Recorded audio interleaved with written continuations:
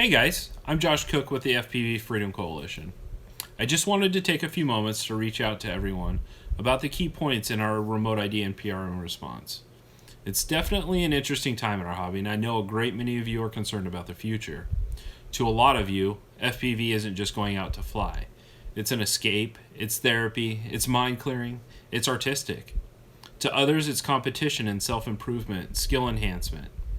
Others like the build, the tuning, the ins and outs of the programming. For me, like many of you, it's a little bit of all of these things. FPV isn't just a hobby, it's freedom, plain and simple. To step out of ourselves and explore the world around us from a point of view that few get to experience. Whether you race, freestyle, film, or you're just starting out, there's something amazing here for everyone. The FAA's remote ID and PRM has put much of that in jeopardy. There are several areas that we feel need to be addressed.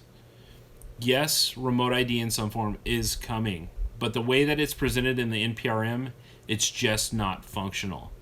For the first of these issues is kind of the keystone that frees all the blocks to move, and that's internet broadcast. In the NPRM, they separate UAS into three different segments: standard remote ID, limited remote ID, and non-equipped. Standard remote ID requires both RF broadcast, think of this like our video transmitters pumping out signals into the ether, and internet broadcast, through which the model aircraft will send a variety of information to an entity known as an unmanned service supplier, or USS.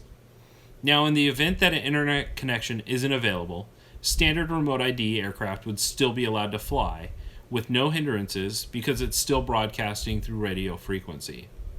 Limited remote ID is only allowed to have internet broadcast, and because of this, the NPRM states that when flying limited remote ID, you're only allowed to fly within a 400-foot radius dome from yourself. Now, that's just not going to cut it for many of the model aircraft and quad pilots out there. Oh, and if an internet connection isn't available, you can't take off. And it's not just that you're not allowed. The aircraft will have to have a failsafe that prevents you from doing so. So first on our plate is the elimination of the internet broadcast requirement. If we need to have remote ID, it needs to be an easy to implement solution, and RF broadcast is something we deal with on a daily basis. Obviously, the FAA believes that RF broadcast alone is sufficient to satisfy remote ID, or they wouldn't have allowed for the standard class to fly with just that available. Second to this is the privacy issue of internet broadcast. You are sending your location and flight data to a third party who holds your information for 6 months and can turn that information over to whoever they like. Not a good thing. So by eliminating internet broadcast, that means we can move the next block: elimination of the limited remote ID class. With no internet broadcast, the limited class now becomes obsolete. Now we're just down to standard and non-equipped. Wow! Remote ID just became a lot simpler. Now, non-equipped, which is what most of us hobbyists use, need to shift slightly from its form in the NPRM. We propose that the non-equipped be allowed to fly in Class G airspace unrestricted and be able to fly in controlled airspace through the use of LANC, or low altitude authorization and notification capability. But wait, isn't that what we do today? It is. It's exactly the same. Class G airspace is uncontrolled, meaning that air traffic controllers have no authority or responsibility to control air traffic, and this includes manned aircraft. Why then shouldn't we have access to that? And through LANC, we are self-reporting and self-identifying ourselves in a location at a certain point in time. Shouldn't that be enough to satisfy the safety and security aspect that the FAA says is the reason behind remote ID? We think so. With that out of the way, that brings us to FRIAs, or FAA-recognized identification areas. In the NPRM, they state that any UAS without remote ID would need to be restricted to one of these sites.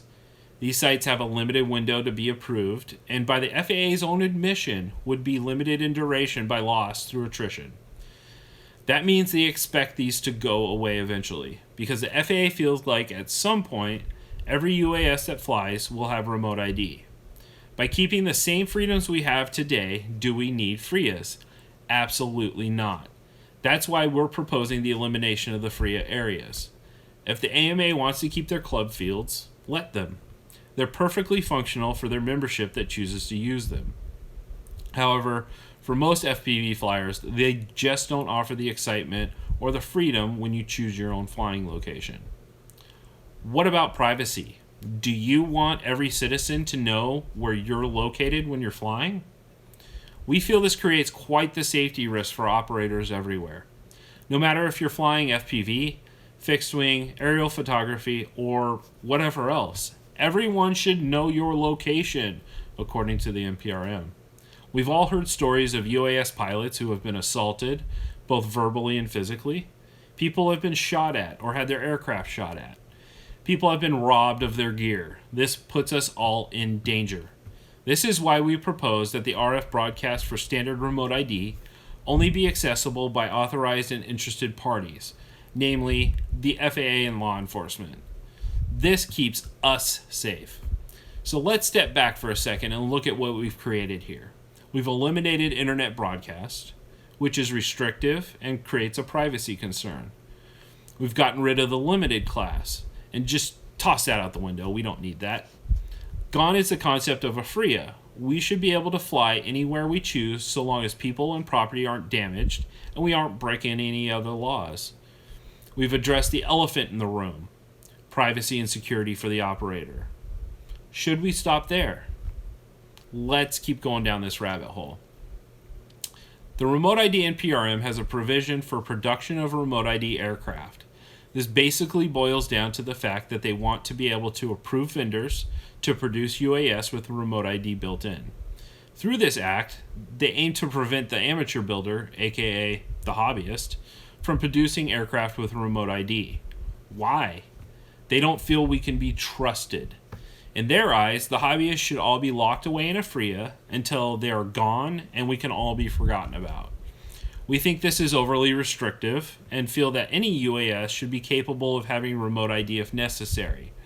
The FAA proposes that 93% of the current U.S. fleet of UAS can be firmware upgraded to comply. However, this is simply not true. The real number is much closer to 0 than it is to 93.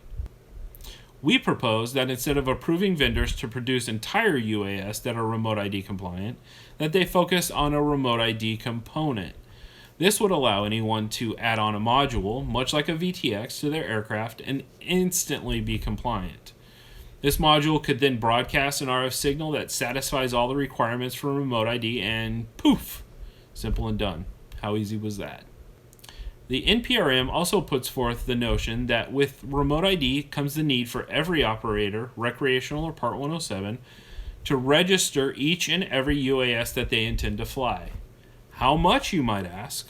Well, for a simple fee of $5 per aircraft every 3 years, you too can have a unique registration number for every one of your FPV aircraft. Yeah, nope. We feel that for recreational operators who often have 10, 20, maybe 30 unique model aircraft, that this is too much of a cost burden. We see no reason to require this. Registration today, where the singular pilot has a registration number and puts that number on his aircraft, is more than sufficient. What exactly does registration of every aircraft accomplish that a singular registration number doesn't? Your guess is as good as mine. So that just about wraps up everything the NPRM had to offer. With some simple thoughts, some creative reductions of extraneous elements, we've made this a lot easier. Through all of these changes, nothing restricts where we can fly. Remote ID will and should open up doors to more complex operations, especially for AP operators, where they can fly beyond line of sight and over people. It's that extra bit of accountability for those operations. For us, the hobbyists, it's really not necessary. But if you so choose, an upgrade module that wires right in, could be interchangeable between aircraft, could be your solution. And it's a cost-effective one at that. While we're here though, let's give the FAA something to think about. First, shielded operations. This is something we've all heard Bruce from XJet and RC Model Reviews talk about. Basically, we propose that anyone should be allowed to fly anywhere as long as they fly under the tallest man-made or natural object within a reasonable distance, say 1,000 yards. If something manned aviation is flying that low, your FPV aircraft should be the least of their concerns.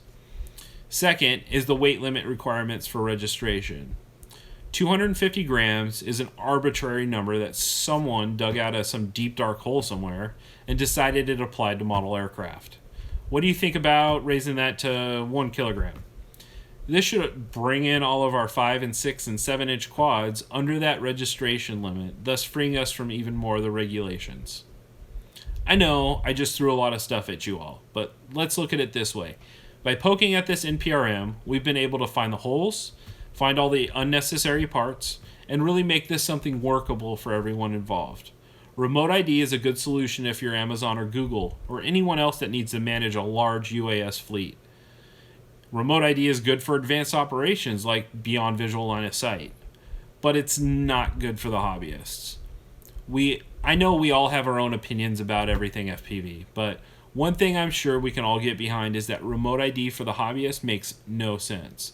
It solves no existing problems. It does not make the air any safer than it is today, especially with the decades-long excellent safety record that model aviation has. If it doesn't solve a problem, but it creates many, then is it really worth throwing the next generation of UAS pilots to the curb? Is it really worth drying up the innovation that comes out of the hobbyist community? Is it worth losing jobs and businesses that service our industry and hobby? I don't think so. Do you?